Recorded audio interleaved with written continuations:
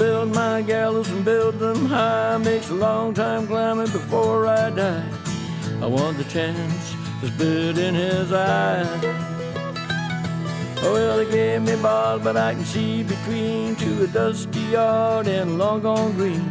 We call that freedom, if you know what I mean.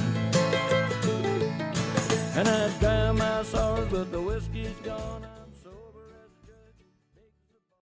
Hello everybody, welcome to Longbangers, Shortbangers. I'm Matty. This is episode number 3, 4. Well, John? It's a low number. I've forgotten already. 4. 4. Let's say 4. 4. Okay, let's buy not. If it's not 4, just play it again next week and then it will be. So we're a wee bit down in numbers tonight. I've got John on with me. John, how are you doing? I'm good. I am trying to work out where Craig and Brian might be and if they're off starting up a relationship together. And if they are, should you and I get together? We'll come back to that one. That was the question I was expecting tonight, if I'm honest with you. You know, but a wee Hibs top on you. You look a bit like Kevin Nisbet. I'll never say never. Aye. Right, well, we'll get underway with the questions. We've got 20 minutes on the clock. I'll start the timer now, and then we'll get to the first question, which comes from regular listener Tom Fairney. He says, right, it's a long question, so I'll try and simplify it just because we've not got that long to talk about it. Rugby started when some presumably fat lads, posh school, couldn't play football, so they picked up the ball, and then rugby stemmed from that. I think that's factually accurate. So which rule would you implement or change would you implement to radically change football? I don't know the name of the shape, but you've probably played a board game where it's like 2 pyramids are stuck together and that makes up your dice or your die. And I would make the football that shape, just to bam everyone up. You're not going to get any mental 40-yard shots that, you know, dip and swerve and go into the top corner. It's just going to be an absolute scramble. Imagine in it. Aye. Well, aye. Do you think it would be more or less painful? More painful. It'd spear you. You'd end up just like folk with the ball stuck right in the temple. No, what I was going to say was, do you think that is it a rhombus or a rhomboid? I don't know, Ken. Yeah, go the for big, that. The big jaggy ball. Do you think that would be more or less painful against your skin than a mitre moldmaster? Nothing's more painful than the mitre moldmaster. That's an easy question. That's the worst pain you can get. Folks still have dimply scars for getting hit on a Saturday morning for a mitre moldmaster. They make an amazing ping noise when they hit you as well, eh? Aye, it's who invented that? It must have been some sort of 1950s teacher that would slap you with a belt or something that invented that. Like, it's just an additional form of punishment. Let's go and play football, boys. No, you're getting one of them in the pus. A pervert is what we're saying. Pervert. I think a 1950s pervert invented the mitre moldmaster. I think I would introduce a remote control ball. And then, like, after you score a goal, you get to control the ball for a little while. You know, maybe like on a timer. So you start the game, ball's just as it is now. Score a goal, and to reward you, you get 5 minutes for the remote control. And you can only use it maybe like a set plays or something. So as somebody's about to take a corner, you just move the ball slightly so they fresh air it. Right. Okay. So, does the team that scored the goal get control of the remote? They get it. It's a prize. Who's got the remote control? Is it the manager, the assistant, the striker, or who? Me. You. Just always. It's just always me. No, that's a good point. So you would need to have like an actual create a position for it, wouldn't you? Like on the touchline. So you'd have your head coach, your goalie coach, and that, your physio, and your remote control. Probably somebody who's skilled with drones and stuff like that. Do you imagine a transfer market just for that position on the pitch? Like you know, you maybe spend, I don't know, some sort of dystopian future where you spend 50 million on the guy that controls the football. Aye, like when was it Stoke had the boy that could do the big massive long throws. That was all he was good at. Rory the lap, aye. Rory the lap, that's it. Right, the next question says, what's your favourite food after a win or a defeat? Do you have one? I don't know. I really like what's the name of the place? The Mexican place down Leith Walk. They do the really good burritos. They've got the Irvin, the haggis burrito. I actually tempted Jamie McLaren to Easter Road with the promise of a free burrito at this Mexican place whose name I just cannot remember for the life of me. Right, folk can text us the name of it. I didn't care what you're talking about. I will remember. Do you know, actually, it's become a bit of a habit recently that I just go to the boozer after the game. I know that sounds a bit daft, like it was for a long period before mates started having kids and that. We would all just go to the boozer and you'd inevitably get a chippy or a kebab or something on the way home. I've just sacked food in its entirety now. It's just fucking 6 pints of lager. It's a liquid dinner. Decent. Well, it's no as fun doing that when you're driving, eh? Like, if anything, it just makes your drive home a bit more risky. So I didn't bother going to the pub after the games, but I would say a chippy. Chippy's the best thing after the football. Anything? Have you got like a go-to meal for the chippy? Is it fish pie? I tend not to get a fish pie for the chippy. They're not very good deep fried, are they? Right. I've got a fish supper or occasionally a pizza supper. Used to be bigger than chicken suppers, but they never look that appetising now. I don't know if I just grew out of them. Used to like the skin on a chicken supper. Yeah, I could imagine, but fried chicken, that just doesn't do anything for me. Decent. Right, next question. This is from Mixu99 at Archie Goals on Twitter. What happens if you let one go at the football? Do your boxers count as a mask, or have you just created a new COVID risk? Well, I was wondering this because people have talked about how, like, the scientists and government and various bodies have said COVID is it's not airborne, but it's an aerosol spread disease, and a fart is an aerosol. And I reckon that a fart has got more power than aerosol, mate. So a fart has definitely got more power coming out of you than it does like your ordinary breath. So I don't think there's any boxers or genes in the world that are going to stop a fart from infecting you with COVID. So is this why we're all going to have to wear masks when we eventually get back in then? This is why we all have to sit down when we go back to the football. Do we need arse masks? Imagine if they make that. Well, you need an arse mask and your normal mask, and you wouldn't want to mix them up either, would you? Well, we all look like Superman at the football if we have to wear pantsuits either. I'll not look like Superman anyway, no less he's been on the chippies as well. Right, Superman. Right, Andrew McBee, Budgie McBudge said favourite Hibs goal that wasn't Sir David Gray's header at Hampden. He says his one was Hanlon's equaliser. I'm going to call him out on that. He only says Hanlon's equaliser because he was in the footage afterwards and he likes to rub my nose on it because I'd already gone back to the train station by that point. So fuck him and fuck his TV appearance. Let's start with you. Are you just in the huff? No, I was going to let you go first for a change. You can tell me your favourite Hibs goal that's non-Sir David Gray. Well, Latipi's, I think we've covered this before. Latipi's number 6 was probably my favourite. But before that game, I mean, Hamlin's one's going to come in contention just for the magnitude. But actually, Cummins in the replay, that's like that gets overlooked because of Hamlin's like dramatic late equaliser. But Cummins won the tie for us, so yeah, I'll go with that one. I think any goal that metaphorically raises the roof is got to be up there. I think when this was maybe asked like just a couple of weeks ago, and I flapped and I said something like, "Oh, do you mind? It's not my favourite, but Colin Nish dancing past a couple of people stuck it in the top corner." So I had a proper chance to think about this, and Keating's against Falkirk in 2017.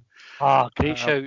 That was a quality goal. Like I was there with my wee brother and a boy for his work who'd never been to a football game before.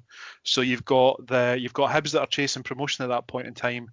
You've got just the sort of bad-tempered nature of Hibs Falkirk games of late, and you've got that challenging atmosphere there. Like Hibs were just sort of not quite. They weren't playing at their best. They were just sort of like huffing and puffing. Ambrose put Hibs ahead. Falkirk equalised about 60 seconds later, and then I think it was in stoppage time, Keating's Right gets the on. ball out on the left, he brings it back onto his right, his weaker foot, and he just pings it top corner. It was phenomenal. Like, the roof just came off the place. Same with David Gray's equaliser against Tripolis at Easter Road. And I'll go for O'Connor's against Hearts in the You're Not Unbeatable derby, because that was just pandemonium in the terracing that day. And probably elsewhere around Easter Road as well. I was just in the midst of it. O'Connor's in the derby where Brebner got sent off as well. But legal, that was a good gym. I think one of the ones that has made Easter Road the noisiest I can remember was the third against Rangers in the 5-5 game. Oh, yeah. We were chasing, well, we needed to score 6. Yep. And we got the 2, and then was it McLaren scored the third one? Yeah. That sounds about right. The header. The noise. I mean, it was incredible because we had half of the away end as well. Just we had all the home stands were full and half of the away end, and that brief moment, because Rangers pretty much went up the park after Whittaker missed the header, had it saved, and Rangers went up the park, got back into the game, and then we didn't get a look in until right at the end of the match again. But what would be 3-0 up to go 5-3 down to come back 5-5? Bonkers game. But that third goal, when it looked for a wee minute that actually Rangers would have been lucky to get away with 6 that we needed. I firmly believe that if we'd scored that fourth goal, we would have gone on and we would have qualified. What would we have finished, second or qualified? Second. I would have got a second. I think. Just unreal. That was a mental. It was one of my favourite games of football. It's a shame we never won it. But for that wee moment, you just thought, fucking hell, we're going to do this. It's actually happening. It's no longer mathematically possible. We are finishing second. It's a fact. It's actual factual. Right, next question. Liam Fogarty, what do you think of the no chanting, shouting or singing at games guidance? Someone will probably throw me out because there's no chance that I'm not going to be in the old singing section in the famous 5, not giving it high bees, and I'll be standing and someone will have to give me a warning. I'll probably get 3 warnings, 3 strikes, and I'm out. Am I right? The singing section's moved over to the east now, wasn't it? That's what I'm saying. When open. So did you move with them? I've meant to. I've just never got my finger out and done it. I might just be up there by myself. With your mask on. One they'll recognise you, you'll be alright. So have Jack Ross shouting, Kevin, get in here and warm up, you're going on. What do you think? Do you think that it's enforceable? Do you think that people will adhere to it? I think it's going to be hard to enforce it. I mean, I'm lucky I sit up at the back of the West, so the no chanting, shouting or singing at games guidance pretty much is already in place where we are. So what are you going to do with your mask when you're rustling about in your sweetie packet? Is that going to be a risk? Is that going to be banned? Do you have? I have lucky sweets that I take to the football. Okay, we talk about nobody's superstitious. That's not really a superstition, I suppose, but I have a packet of Spints I'm always sharing. My dad always says, "Oh, when we need a goal, get the Spints out." He doesn't say it like that, but that sounded kind of vaguely rude. But so we do have a packet of sweeties up in the West. Occasionally, Josh will take in a bag of fruit pastels or something. How often have Hibs scored after you've dished out the Smints? Not as often as it hasn't worked. But right. You remember the times where it did. Here's a quick question, just off the bat. What do you think is better, fruit pastels or fruit gums? Fruit pastels. Aye. What, are you fruit gums or wine gums? Fruit gums, so like the fruit pastels with the sugar on them. Bollocks to that. Fruit pastels, definitely. Aye. That's beyond question. I actually had a bag of fruit pastels the other day. Shared them. They were decent. A bag? Yeah, Tesco had the kind of the wee share bags that you get. So me and Jane split them. I say we split them. I think I probably had about 70% of them. At the risk of going down a nostalgic memory lane, do you remember when things like that used to come in like a wee sort of rectangular box at the cinema? Like Smarties and fruit pastels and that? A rectangular? No. Kind of like an exaggerated... Oh, like a Poppets. Aye, but bigger. Packet. No.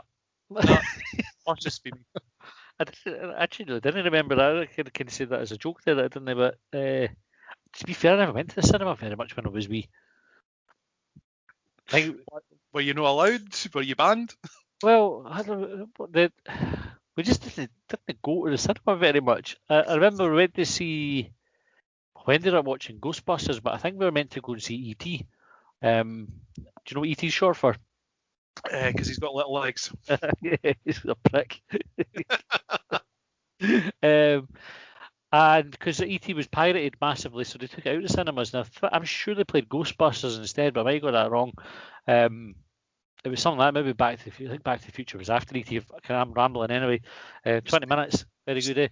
Just bear with me 1 second. I was thinking about this in the car when I was driving home. Which is your favourite Dan Aykroyd film?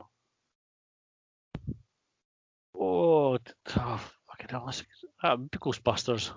Ghostbusters. Aye, that's not the coolest one because folk will come up with Blues Brothers and all the rest of it, but I loved Ghostbusters when I was wee. I now pronounce you Chuck and Larry. There you go.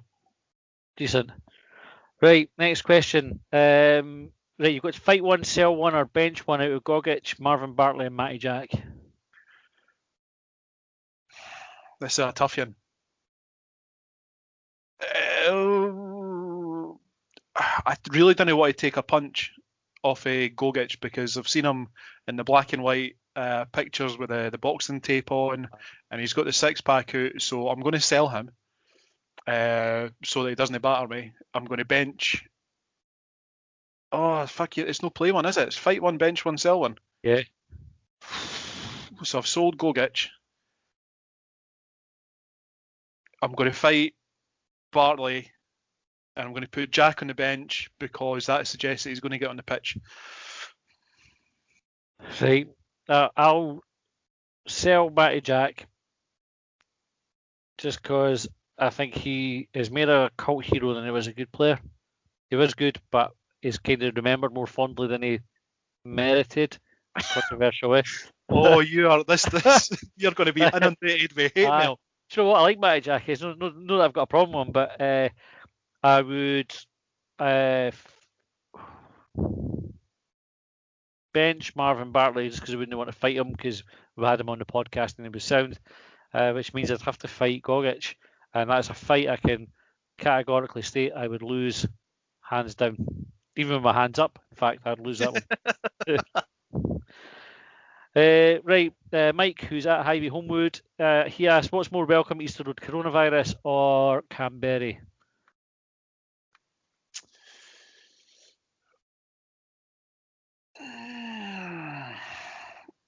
Coronavirus. Right, so I thought about asking this question for the podcast, and you know sometimes you think, right, have I gone? Is this one too far? Right, and obviously St Mirren's goalkeeper Jack Almwick. Anyway, I think that's his name, and I think he's the goalkeeper. Is missing the game on Saturday because he tested positive. So, John, which player from which opposition team would you like to miss a game against us because they've got coronavirus? Am I able to those? Does that make that question a bit less inappropriate? Like a safe one that he doesn't pass on to anybody else, just misses the game. Oh, he just gets the wee minor cough rather than the life-threatening virus. Aye. I've gone too far here. I'll rein it in. So is this just Premier League opposition, or is this just teams that have any opposition? I'm just thinking who we've got in the cup for a semi-final. There's a wee opportunity there just to kind of contaminate them. Have you got anyone in mind while I try and stall for time?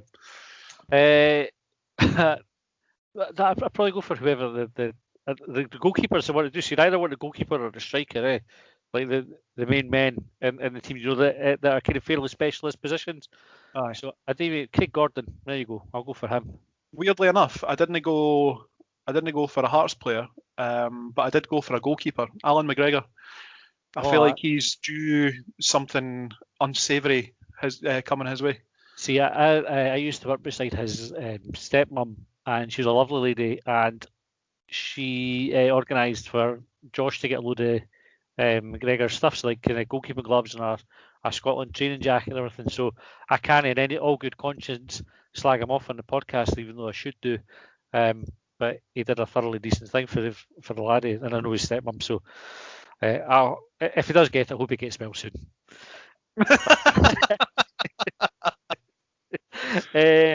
Right, last question, I think, because we're running out of time, is from Marisco. Could the club invest in a track and trace app so that we know Stevie Mallon's whereabouts in any game that he starts? I want a track and trace app for wherever it is that he gets his eyebrows done. They're definitely manicured, aren't they? Or is it the right word for eyebrow treatments? Or do they only count for fingernails and that? I'm not sure.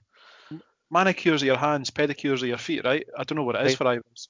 So what if you were touching your eyebrows? I don't know. Has anyone touched their eyebrows or their face for the last 6 months? Stephen Mallon has anyway. You see on the. Actually, it looks like a dream. It's not even a recent thing. I saw a picture of him the other day. I follow a St Mirren fan, or St Mirren fan follows me on Twitter, and there was a picture of Stevie Mallon in his St Mirren days, and he had perfectly manicured, perfectly groomed eyebrows then. So it's I don't know, maybe they're just out of control. Maybe he's just gone a wee bit over the top, and whoever it is that he goes to see, and they look like a couple of like horizontal commas above his eyes. They're like well-behaved caterpillars. Interesting though, and I was going to say on a serious note, there's no fucking point. We've got 9 seconds left. Hibs use all the GPS positioning and stuff for the players, so technically that already exists. Technically, schmechnically. Aye, that's the timer. 20 minutes has been and gone, John. Ding, ding, ding. I can't stop it. This happened last time as well. I get all carried away and excited, and it'll just no stop. Right, done now. Right, that's us. Well played. Thanks everybody for sending in your questions. Keep them coming for next week, and we'll be back with another episode. Very quickly, John, prediction for Saturday? Hibs win, but also I would like to give a wee plug to Los Cardos, the Mexican place on Leith Walk. Try the haggis burrito, the Irvin, and try the vegetarian one. And don't forget to pop into Alan's Bakery on Wrestle Ring Road. Aye, and we don't charge for that advertising. We just do it the goodness of our hearts. If Xbox are listening, they've got a new console. I'll give that a wee plug, just so they know. Right, thanks for listening. You keep the questions coming, and we'll be back on Tuesday with a review of the game and hopefully a win to talk about. See you then.